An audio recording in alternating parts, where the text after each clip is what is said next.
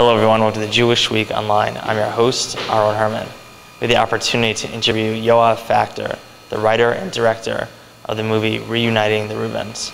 What do you get when you have an environmentalist, a rabbi, a Buddhist, and a capitalist? Well, that equals a dysfunctional family. And they're all coming for seder. Let's take a closer look.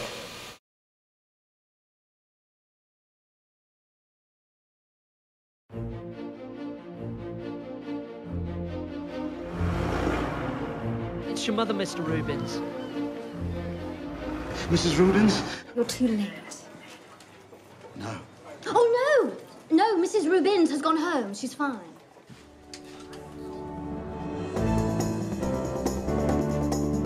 I could be dead before you get back. Ah, Mother. It's home. Was home, Mother. Lenny, this is for us. What's for us? Reuniting the children. My children. They hate each other. They love each other. I think 3 restraining orders might just say otherwise. Oh, don't be silly. You issued those yourself. Did you hear the one about the Buddhist, the atheist, and the rabbi who turned up to seder? No, because it's never going to happen.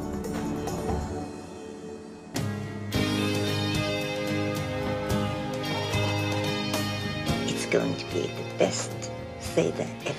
Oh, shut up, Jonathan! Freak. Lesbian. Freak. Lesbian. Sir? T2, Nick. Judgment Day. Hey! Yes. Fascist thing! Yes. Put me down! You stole my Donkey Kong. But I gave it back. No, you never did. I did. No, you never... That was mine. No, it wasn't. I'm Nancy Griffith!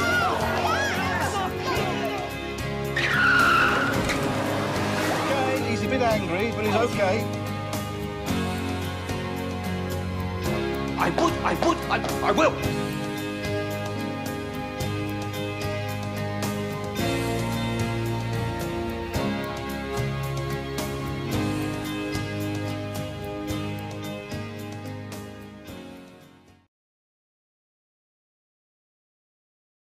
Whenever you're making a film, as a writer, you can envision what your film is going to look like. But as a director, you then have a different type of vision sometimes.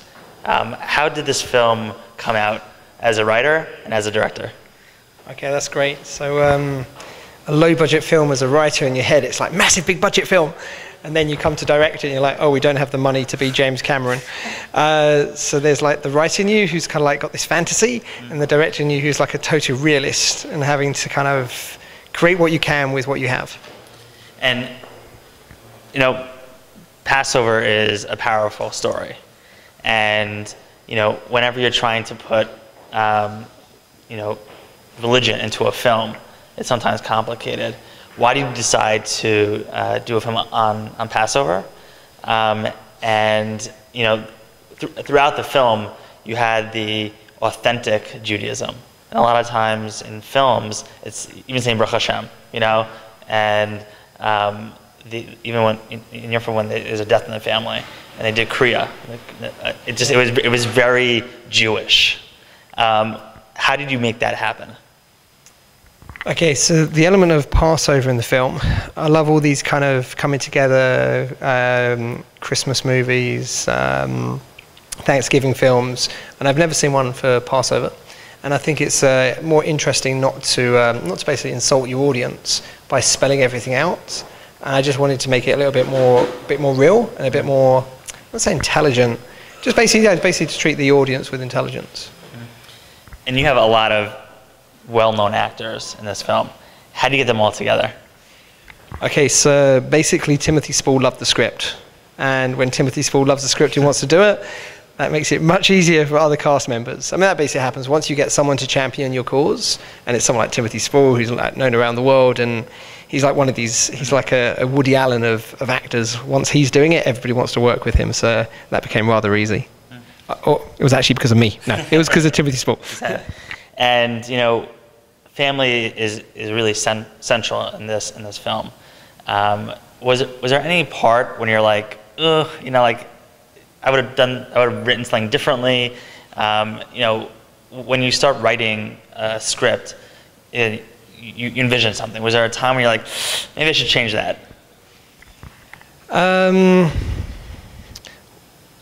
Okay, I'm not sure if you're referring to anything in particular, but as a first feature, I didn't want to make something like, in England, most people's first features are horror films and zombie films. I mean, no one makes a period piece as a first feature because it's too expensive. And I just didn't want to do that. I didn't want to make something that was ultra violent and something I couldn't show my mum. And I wanted to make something that came from my heart, but also traveled. And the whole issue of family, I think that's one of the other reasons why I didn't want to like spell out what Judaism is about, because I wanted it to be like, no, this is just a family. And I know a lot of people who are not Jewish who've seen it are like, oh, my family's just the same. So it's that whole family connection that we are social creatures, and that was like the whole element of like, let's make something mean something, and something that means something is community. So, and did I want to do anything differently? Budget constraints. Obviously, always I wanted to do something differently, but on the budget, you have to do the best you can. Sure. And you know, the last scene is really a powerful scene. One of the last scenes in the hospital. How do you get actors to get that emotion? You know, it was just you're watching it and you're seeing like, you know, there's that Judaism which flows to the top, but then you have that family coming together and being together, and it was just a raw emotion. Okay, so I'm pleased you brought that up, because that's probably like my favorite scene in the film. And as a director, I mean, there's like two sides to directing. There's film directing and there's actor directing. And that scene, it brings both together beautifully. And we actually shot the whole 7 minutes in a day and a half, which is insanity. And we were down time-wise. I only saw the location the day before we filmed it. It was crazy. We were down to 2 shots per shot. We had 2 takes. And the scene with, well, for starts, Hugh O'Connor's like an awesome actor. And you take them there. You go to one side and you talk. And well, actually, the way I do it is I act. And I actually talk to my actor, and I'm with him. And I'm feeling that scene. And I'm actually so emotional, and he's drawing off my emotions. And when I can feel that he's in the same place as me, I just shut up and let him go on to set. And then he just gives you something amazing. And is this film, does it connect to you? Like, was this like based on your life or your family at all? Because, you know, there's so many like good family stories at Passover, and it just seems like there's that connection. Okay, so I'm going to actually give you, being Jewish, I'm going to answer a question with a question. Why does everybody ask me that question? I think my family is trying to sue me. No, it's not my family, honest. I think I can't get sued for defamation for this kind of stuff. No, it's kind of elements of my family, and elements probably of your family, and probably elements of every Jewish family. So that's how I'm getting out of that one. Right. There's another scene that was very powerful and funny. When actually, you know, when there's the death in the family, and they're at the cemetery. You know, going back, and when you know, Timothy gets hit in the head, that was like a powerful, you know, and funny scene. And then there's the funeral scene. How do you balance? Like, that was a great comedy, and then going back to that. You mean in Act 1? There's the scene in Act 1, and then there's the scene at the end. Right.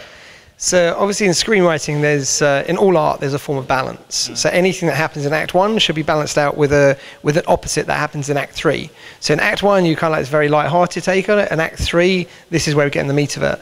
And something I wanted to do was, I mean, there's what's the film called?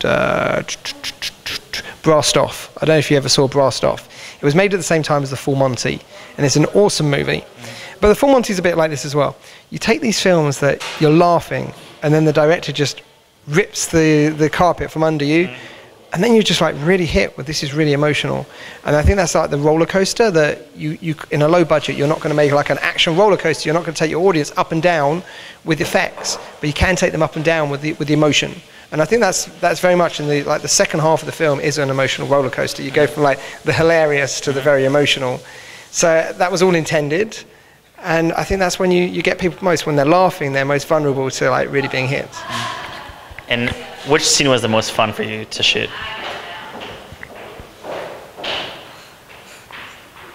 None of it? No. We shot it in 5 weeks with 5 weeks prep.